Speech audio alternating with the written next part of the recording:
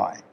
ফলে এটা নিয়ে তার সমালোচনা করার বা তাকে কটু কথা বলা বুদ্ধিমানের কাজ নয়। তিনি একটি দলের মহাসচিব, সরকারের গুরুত্বপূর্ণ ব্যক্তি এবং এখন রাষ্ট্রকে প্রতিনিধিত্ব করছেন। সেই দিক থেকে এখানে সেনাবাহিনী, পুলিশ বাহিনী, আমলাতন্ত্র, রাষ্ট্রের যে কৌশলগত বিষয়াদি রয়েছে সেগুলো সহ বিএনপি, জামাত, পার্লামেন্ট এ সব কিছুর একটা সম্মিলিত যে সিদ্ধান্ত, ইনক্লুডিং মার্কিন ডিপ স্টেট, ভারত, চায়না সহ ডক্টর মোহাম্মদ ইউনূস সরকারের যে সকল কর্মকর্তা ছিলেন তাদের এটি একটা সম্মিলিত সিদ্ধান্ত যে আওয়ামী লীগ এই মুহূর্তে বাংলাদেশের রাজনীতিতে সকলের জন্য বিপত্তির কারণ। ফলে এটা নিয়ে সরকার আর এগোতে চাচ্ছে না। এখন এর ফলে আসলে কি হবে, এটা কি সঠিক কিনা বা বেঠিক কিনা, এটা নিয়ে আলোচনা করব। এই কথা শোনার পর আওয়ামী লীগের যারা লোকজন রয়েছেন তারা সবাই আলহামদুলিল্লাহ বলছেন। সবাই বলার চেষ্টা করছেন যে সরকার আসলে আমাদেরকে অনুমোদন দেয়ার কে? আমরা এদেশের নাগরিক, এদেশের সৃষ্টি, এদেশের কৃষ্টি, এদেশের কালচার, তার সঙ্গে আওয়ামী লীগের সম্পর্ক অস্থি মজ্জার বা রক্ত এবং মাংসের।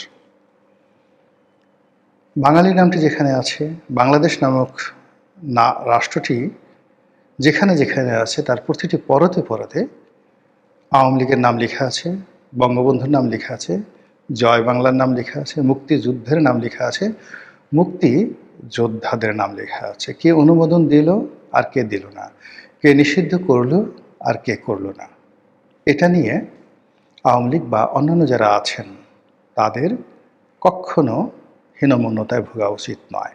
আওয়ামী লীগের যারা ইন্টেলেকচুয়াল তারা এই কথা বলার চেষ্টা করছেন। 2 নম্বর হলো যায় রাজনীতি কোনো লেভেন চুষ নয়, কোনো চুইংগাম নয়, এটি কোনো দান নয় কিংবা ভিক্ষা নয়। এটি এমন একটা শক্তি, এমন একটা সামর্থ্য যেটি আপনাকে অর্জন করতে হবে, যেটি আপনাকে থাকতে হবে। আপনার মস্তিষ্কের মধ্যে রাজনীতির যে নিউরনগুলো রয়েছে, রাজনৈতিক যে চিন্তাগুলো রয়েছে থাকতে হবে। আপনার হৃদয়ে রাজনীতির যে বিশালতা রয়েছে, রাজার যে ঔদার্য রয়েছে, এটা আপনার হৃদয়ে থাকতে হবে। রাজা হওয়ার জন্য, রাজনীতি করার জন্য যে দৈহিক শক্তি দরকার, পরিশ্রম করা দরকার, যে উদ্দীপনা দরকার, এটা আপনার থাকতে হবে। তারপর আপনার কৌশল জানতে হবে, অভিজ্ঞতা থাকতে হবে, দক্ষতা থাকতে হবে এবং চেষ্টা থাকতে হবে। আর এগুলো যখন থাকে তখন হিমালয়ের উপরেও রাজ্য প্রতিষ্ঠিত করা যায়। আর প্রশান্ত মহাসাগরের অতলান্তে সবচেয়ে বড় যে গিরিখাত মারিয়ানা ট্রেঞ্চ, সেই মারিয়ানা ট্রেঞ্চ এখানেও আপনার রাজনীতি করা যায়। মানুষ, আল্লাহ তাকে এত জ্ঞান দিয়েছেন, সে জ্ঞান দিয়ে সে বাঘ সিংহকে বশীভূত করে। তার কথা মতো নীল তিমি ছুটাছুটি করে, তার কথা মতো ডলফিনগুলো চলাফেরা করে, মানুষকে পিঠে চড়িয়ে ডলফিন সমুদ্রে বিচরণ করে, তার কথা মতো সমুদ্রের স্রোত পাল্টে যায়, মানুষের জ্ঞানে আকাশ মেঘাচ্ছন্ন হয়ে যায়, মরুভূমি বনভূমিতে পরিণত হয়ে যায়, বনভূমি মরুভূমিতে পরিণত হয়ে যায়, এই মানুষের জ্ঞান। তো আওয়ামী লীগ তার যদি জ্ঞান থাকে, গরিমা থাকে, রাজনৈতিক সামর্থ্য থাকে, কারোরই দয়া অনুকম্পা লাগবে না। বরং এক্ষেত্রে দয়া অনুকম্পা যদি পায় কেউ, সমঝোতার মাধ্যমে কেউ রাজনীতি করতে আসে, কারো দয়া করুণায় বা কারো দ্বারা সিলেক্টেড হয়ে নেগোসিয়েশনের মাধ্যমে যখনই কোনো রাষ্ট্র ক্ষমতায় কেউ বসে, তার জীবন শেষ হয়ে যায়, রাজনীতি শেষ হয়ে যায়, তার ভবিষ্যৎ শেষ হয়ে যায়। আওয়ামী লীগ সেই কাজটি করতে চাচ্ছে না। আওয়ামী লীগের অন্যায় হয়েছে, ভুল হয়েছে, গুনাহ হয়েছে, তারা বহুত পাপ করেছে। তারা চায় যে এই বর্তমান পরিস্থিতিতে তাদের মধ্যে অনুশোচনা জাগ্রত হোক। 2 নম্বর হলো তারা তাদের আপন শক্তিতে ঘুরে দাঁড়াতে চায় তারা। 3 নম্বর হলো তাদের শক্তি এবং সামর্থ্য নিয়ে তারা ফিরে আসতে চায়। যদি পারবে ফিরে আসবে, নাহলে আসবে না। কিন্তু যখন আসবে চারিদিকে আওয়াজ হবে আওয়ামী লীগ আসছে। আওয়ামী লীগের যারা প্রতিপক্ষ তারা বুঝবে আওয়ামী লীগ আসছে, আকাশ বাতাস আওয়ামী লীগের গান গাইবে, প্রকৃতি হাসবে। এইভাবে জাগরণ তৈরি করে যেভাবে বঙ্গবন্ধু এসেছিল 1972 সালের মার্চ মাসের 10 তারিখে, যেভাবে 69-এর গণ অভ্যুত্থান বঙ্গবন্ধুকে জেলখানা থেকে বের করে নিয়ে এসেছিল, যেভাবে শেখ হাসিনা বাংলাদেশের জন্য এতটা অপরিহার্য হয়ে পড়েছিল যে 1981 সনে তিনি যখন দিল্লি থেকে এলেন সারা বাংলাদেশ এসেছিল, আকাশ অঝরে বৃষ্টি বর্ষণ করে এই বাংলাদেশের সমস্ত রাগ ক্রোধ ক্ষোভ ঠান্ডা করে দিয়েছিল। এবং এই ভূমির যত পাপ ছিল, পঙ্কিলতা ছিল, বিষাদ ছিল, সেগুলো সেদিন সেই যে শেখ হাসিনা এসেছিলেন সেই তারিখ, তার স্বদেশ প্রত্যাবর্তন দিবস, অঝরে এত বৃষ্টি ঢাকা শহরে হয়নি 1981 সনের সেই দিবসটিতে। তারপর শেখ হাসিনার টিকে গেছেন, আবার শেখ হাসিনার চলে যাওয়ার সময় এসেছে, তিনি চলে গেছেন। আবার যদি তার ফিরে আসার সময় হয় প্রকৃতি জানান দেবে। এটি নিয়ে আওয়ামী লীগের কোনো মাথা ব্যথা নেই। আমার মাথা ব্যথা হলো আমরা যারা বাংলাদেশে আছি, আওয়ামী লীগবিহীন অবস্থায় আছি। আমি জানি, আপনারাও জানেন, যে সমাজে প্রতিযোগিতা নেই এবং যে সমাজে শক্ত প্রতিদ্বন্দ্বী নেই, সে সমাজ কোনো কিছু উৎপাদন করতে পারে না। সে সমাজে মেধার বিকাশ হয় না, মননশীলতার বিকাশ হয় না, এবং সে সমাজ ধীরে ধীরে যেটিকে বলে রুইন্ড, বড় বড় রাজ্য, বড় বড় সাম্রাজ্য প্রতিযোগিতা করতে করতে ক্ষমতার একেবারে শীর্ষস্থানে পৌঁছে গেছে। খ্যাতি, দ্যুতি, অর্থবিত্ত সীমাহীন। আর অমনি তারা প্রতিদ্বন্দ্বী হয়ে বিত্ত বিলাসে একেবারে বিভোর হয়ে যখনই সময় কাটানোর চেষ্টা করেছে, অমনি রাজনৈতিক অভিশাপ, প্রাকৃতিক অভিশাপ এসে সব কিছু 300 বছর, 400 বছর, 500 বছরের যে ডাইনেস্টি তছনছ করে ছেড়ে দিয়েছে। এমনও ঘটনা ঘটেছে, আপনি চিন্তা করুন, পৃথিবীতে উমাইয়া খিলাফত 95 ইয়ার্স, পৃথিবীর 1/3 তারা দখল করে নিয়েছিল উমাইয়ারা, এবং মোহাম্মদ বিন কাসিমের নেতৃত্বে ভারত পর্যন্ত এসেছিল, মুসা বিন নুসাইয়ের নেতৃত্বে উত্তর আফ্রিকা পর্যন্ত চলে গিয়েছিল। এই বংশ যখন মারওয়ান, যখন তাদের শেষ খলিফা ছিলেন মারওয়ান, তাদের শুরুর দিকে একজন মারওয়ান ছিলেন আর শেষের দিকে মারওয়ান। সে মারওয়ানের হাতে শেষ হলো, এবং এখানেই হলো আল্লাহ যেভাবে তৈরি করেন সেভাবে শেষ হয়।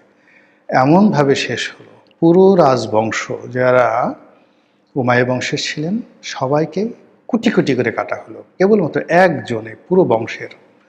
এই বংশে হয়তো 20,000 লোক ছিল, 30,000 লোক ছিল, সবাই রাজপুরুষ, সবাইকে মেরে ফেলা হলো আবুল আব্বাস আস-সাফফার নেতৃত্বে।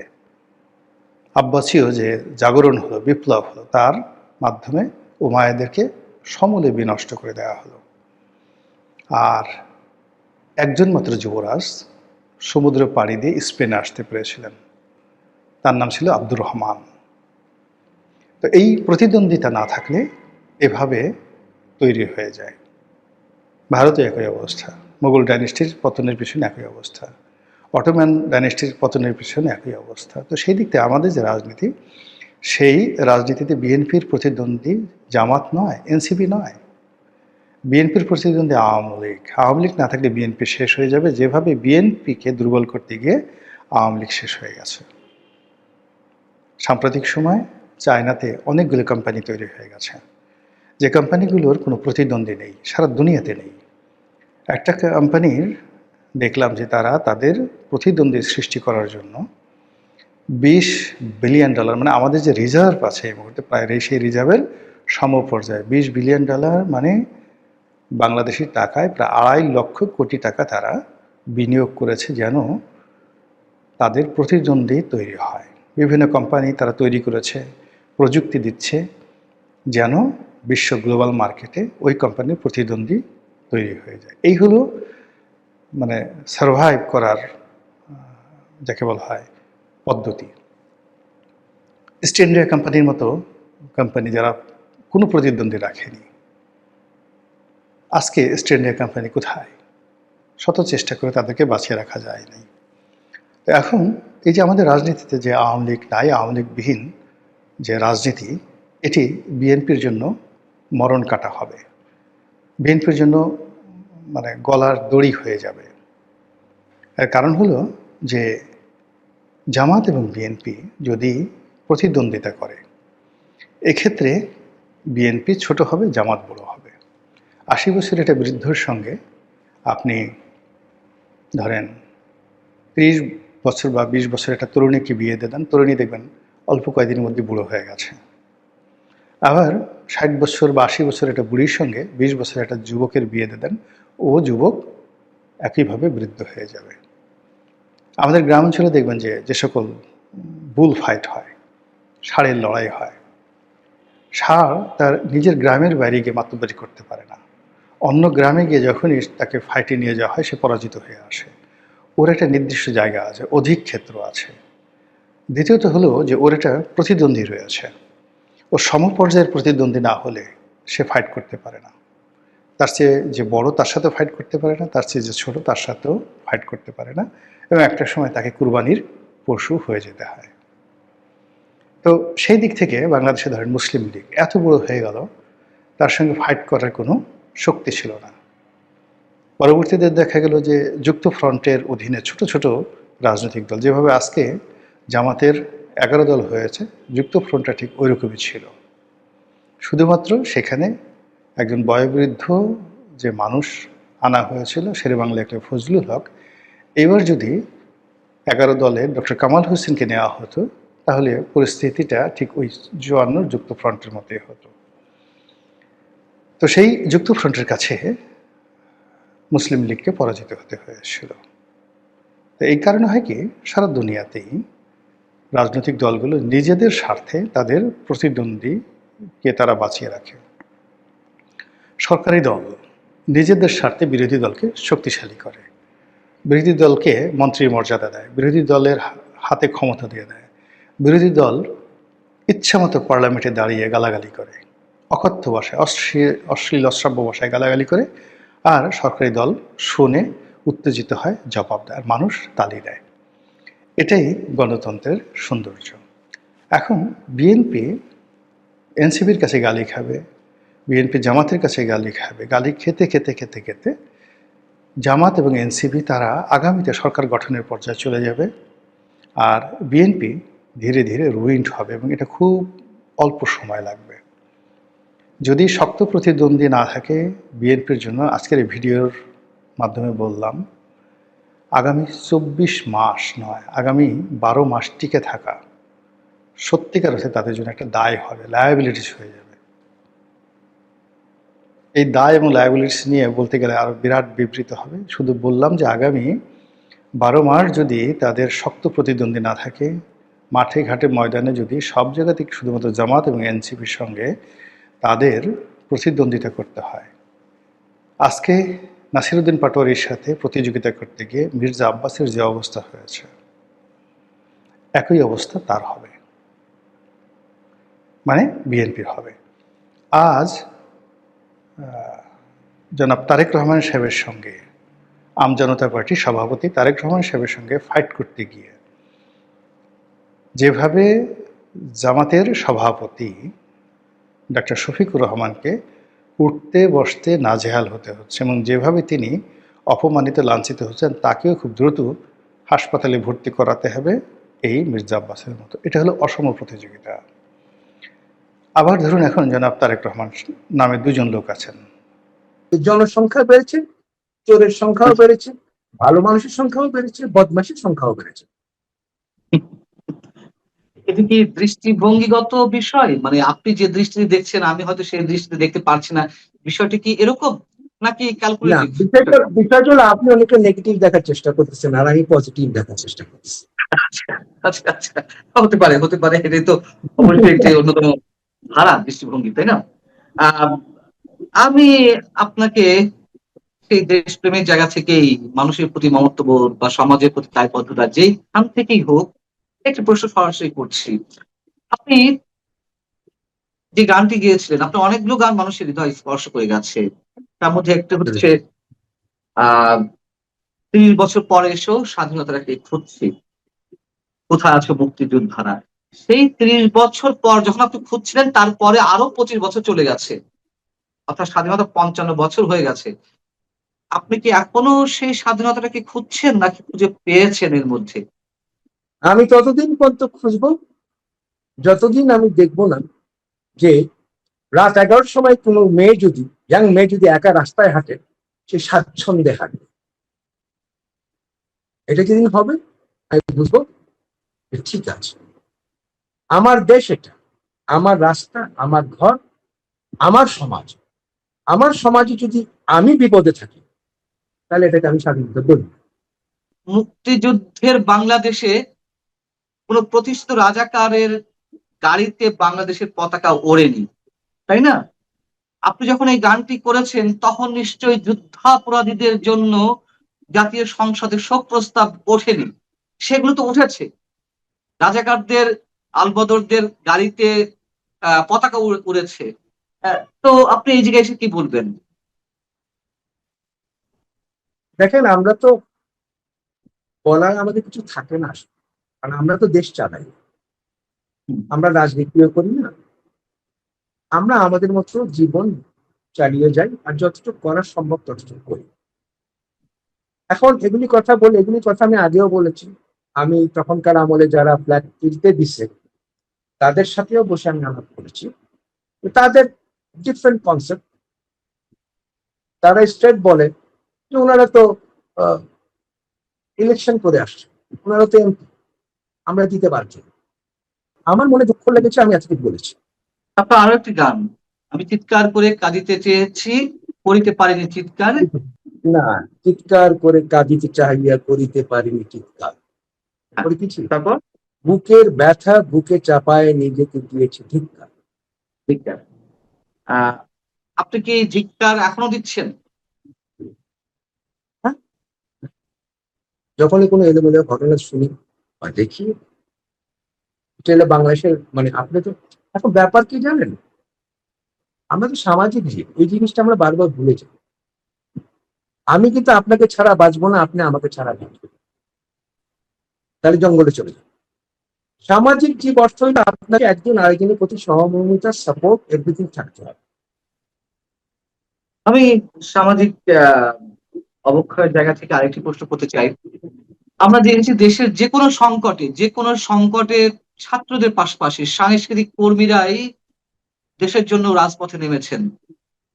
সেটি স্বাধীনতা সংগ্রাম হোক, গণতান্ত্রিক আন্দোলন হোক, গণ অভ্যুত্থান হোক, যে কোনো বিপর্যয়ে সাংস্কৃতিক কর্মীরা আগে নেমে এসেছেন, এবং সাংস্কৃতিক কর্মীরা, শিল্পীরা তাদের দায়বদ্ধতার জায়গাটিতে আগে নিজেকে সচেতন রেখেছেন।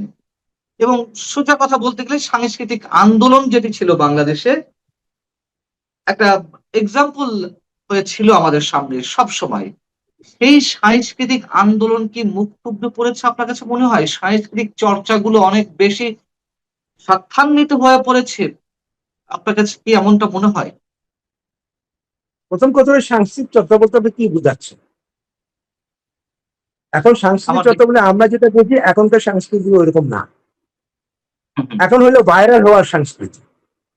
রাইট।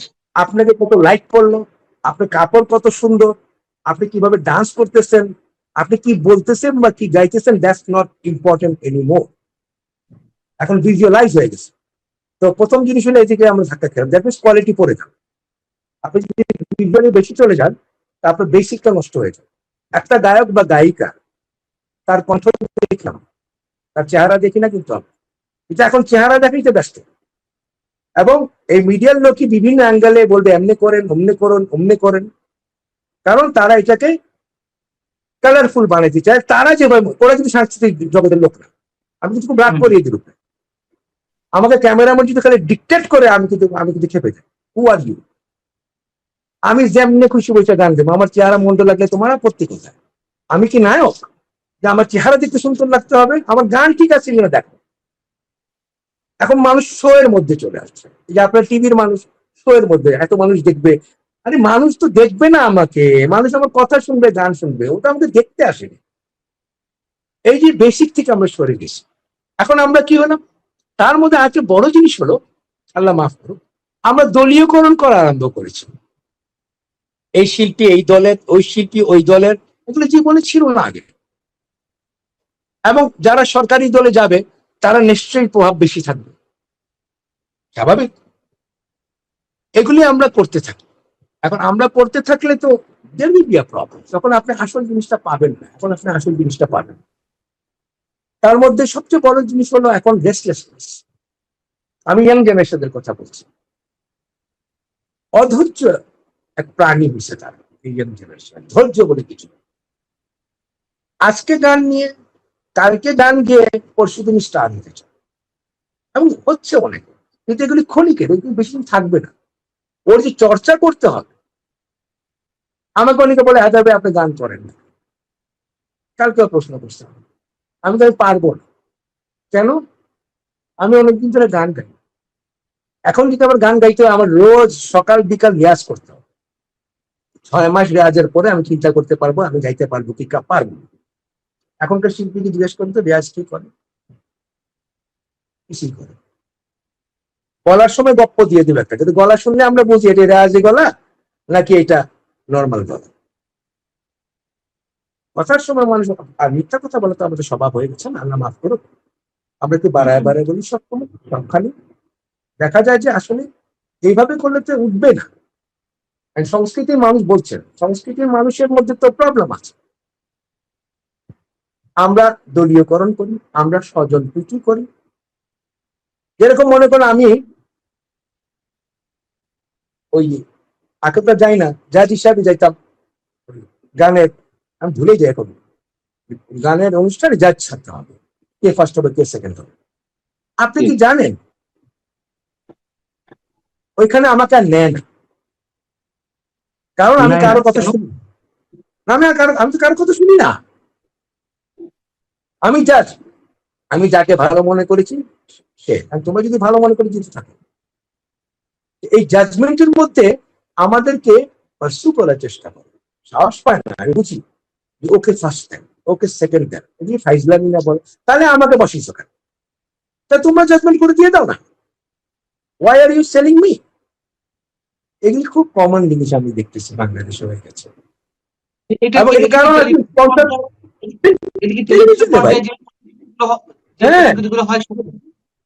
সেগুলির মধ্যে কারণ স্পন্সর রিকোয়েস্ট করেছে, ওই দেখেন টাকা পয়সার ব্যাপার চলে আসছে।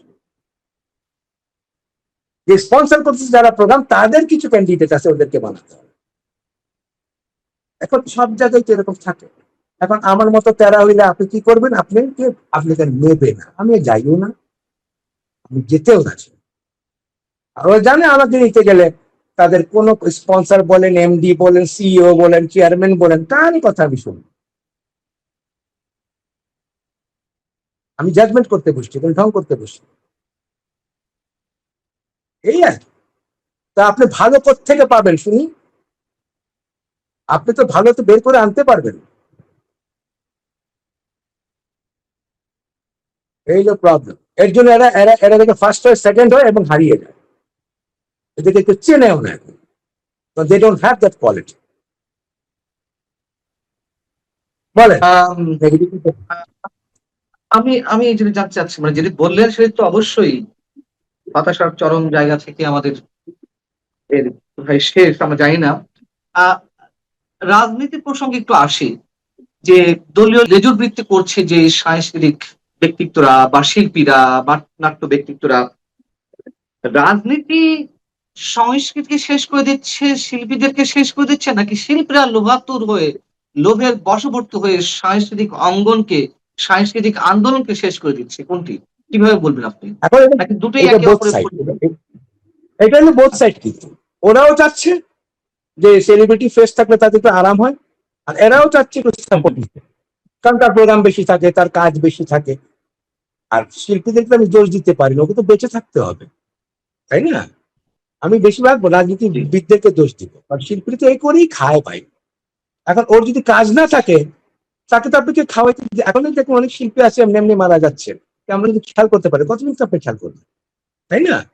তারা তো বাধ্য কম্প্রোমাইজ করতে। আমাদের তো আল্লাহ খাস রহমত কম্প্রোমাইজ করে, আমি সবসময় এটা বলি, I'm not proud. Astaghfirullah, astaghfirullah. I'm happy that Allah has given me that much যে আমার এগুলি করতে হয়। আমাকে খাওয়ার জন্য কাউকে ধরতে হয়।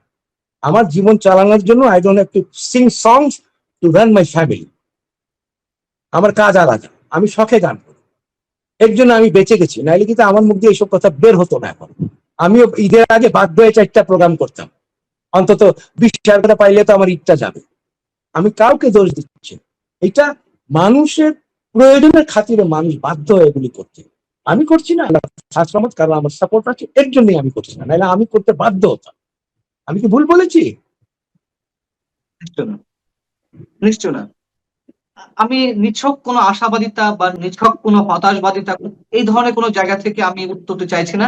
আমি সত্যি সত্যি, এবং আমি বিশ্বাস করি আপনি যা মনে করেন, আপনি যা বিশ্বাস করেন সেটাই আপনি অকপট বলেন।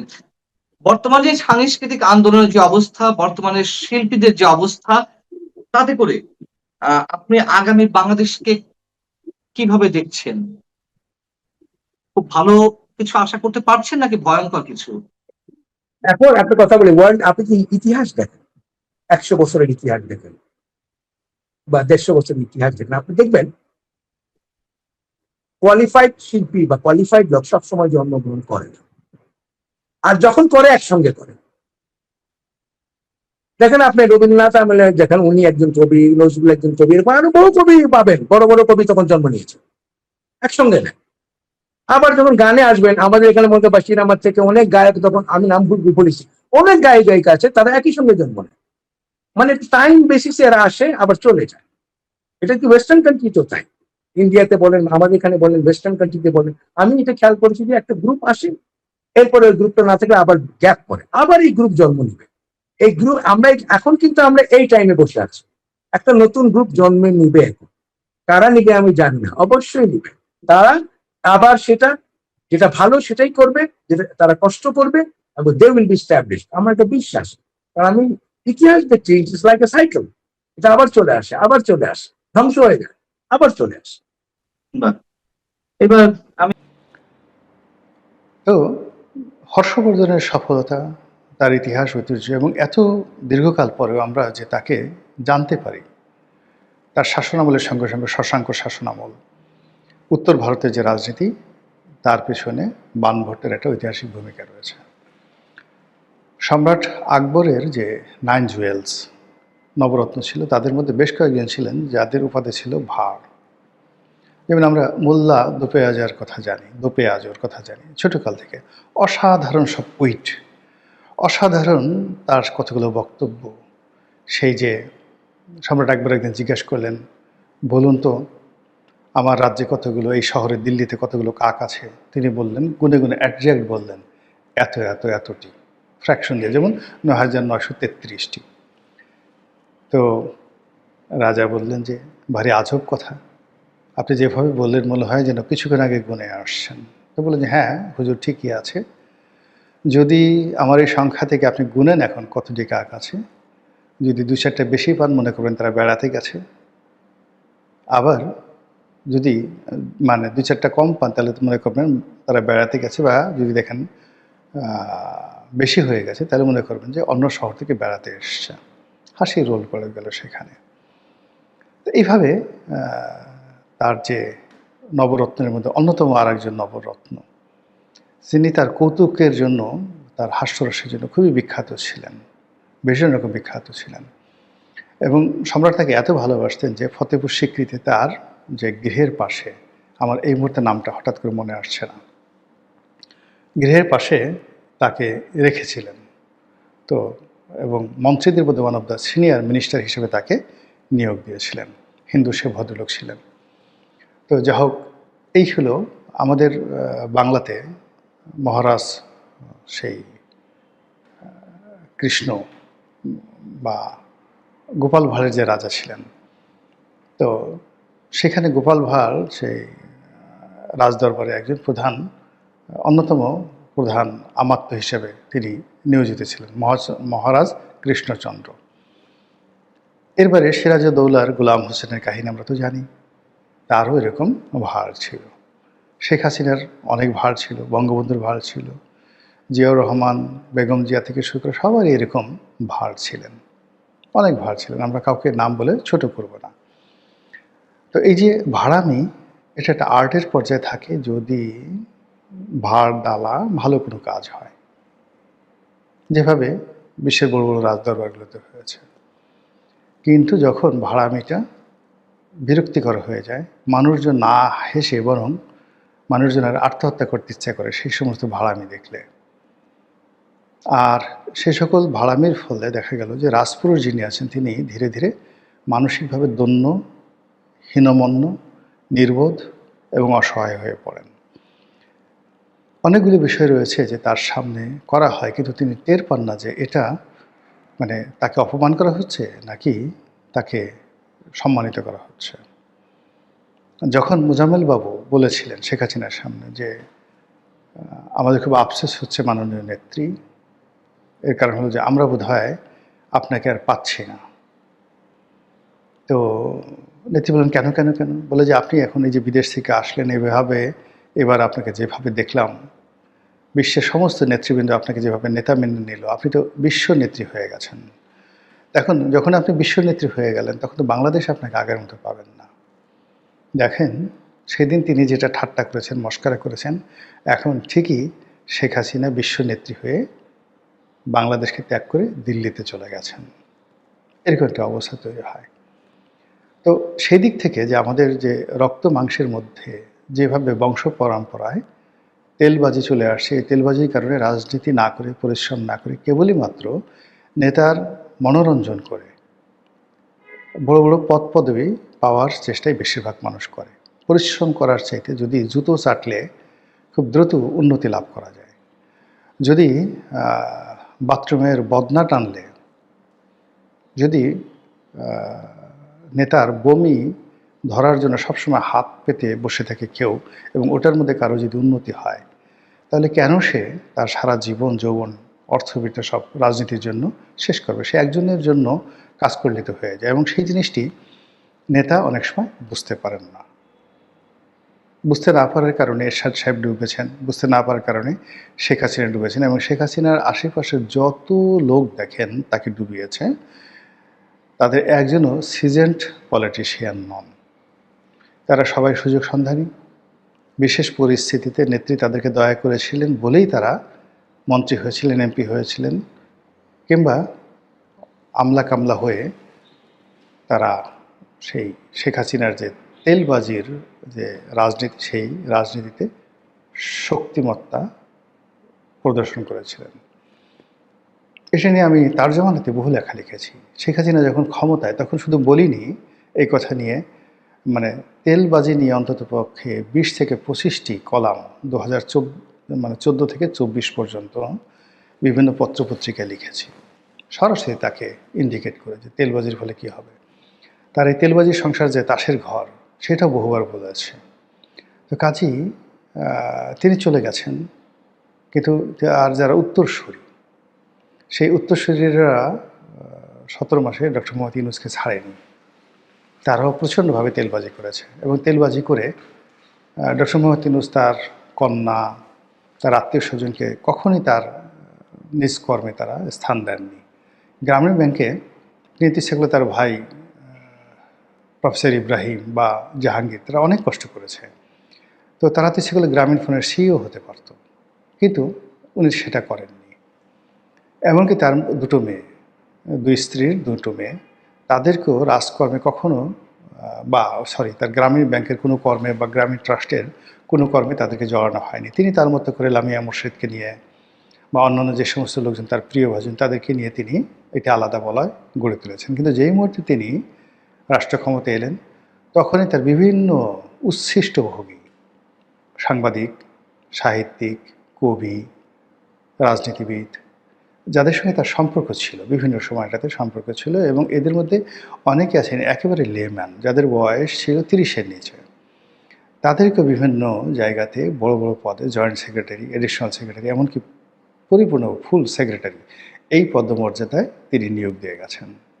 তার আপন আত্মীয় স্বজন, যাদেরকে তিনি কখনোই গ্রামীণ ব্যাংক, গ্রামীণ ফোন, গ্রামীণ ট্রাস্টে নিয়োগ দেননি, তিনি এই চাটুকারদের কবলে পড়ে এদেরকে নিয়োগ দিয়েছেন।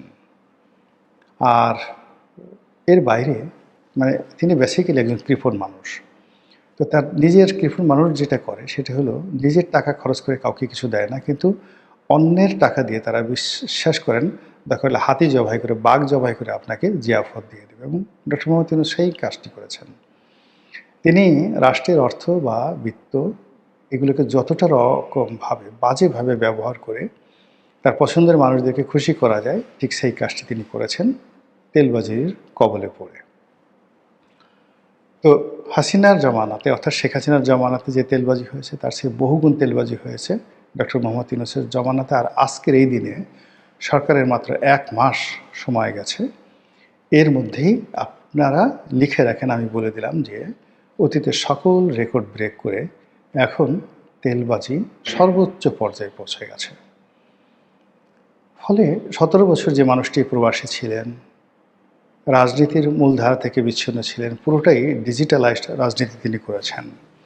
তিনি এই হঠাৎ করে তেলবাজের কবলে পড়ে বা এই তেলের সাগরে পড়ে কী পরিমাণ হাবুডাবু খাবেন এটা বোঝার জন্য আপনাকে খুব বেশি জ্ঞানী বা রকেট বিজ্ঞানী হওয়ার দরকার নেই, রকেট সায়েন্টিস্ট হওয়ার দরকার নেই। আপনারা যদি দেখেন যে সামাজিক মাধ্যমে বিএনপির যে সমস্ত ভক্ত অনুরাগী রয়েছেন, তারা জনাব তারেক রহমান সাহেবের প্যান্টে কেন কাদা লাগলো এটা নিয়ে আবেগে চোখের পানি ফেলে দিচ্ছেন। আহা হা, নেতা হবে তো এরকম হবে, সে নিজের হাতে কোদাল তুলে নিয়েছেন, এটি কি চারটিখানি কথা? তিনি তো হুকুম দিলেই পারতেন। এই যে কোদাল দিয়ে যে তিনি নিজের হাতে নিয়েছেন, তার মধ্যে শহীদ জিয়ার ছবি তারা দেখতে পেয়েছেন। জিয়া তাদের মধ্যে নাই, জিয়ার বংশের ধারক আছে, চোখের বাড়িতে টইটুম্বুর তারা করছেন, লিখছেন, বলছেন, হয়তো তারেক রহমান সাহেবের সামনে যাচ্ছেন। তারেক রহমান সাহেবের জুতাতে কাদা লেগেছে, এই জন্য অনেকের বুকের মধ্যে কাদা লেগে গেছে। অনেকে মনে করেন যে ওই কাদার মধ্যে নূরের ছাপ আছে, ওই কাদা দিয়ে যে তারা হুয়াংফু, চুংফু কোনো মন্ত্র ফুলে মানে যদি ফু দেয় মূর্তি বানিয়ে, সেই মূর্তি জীবন্ত হয়ে উঠবে। সেই যে সূরা বাকারার যে গাভীর ঘটনার মতো।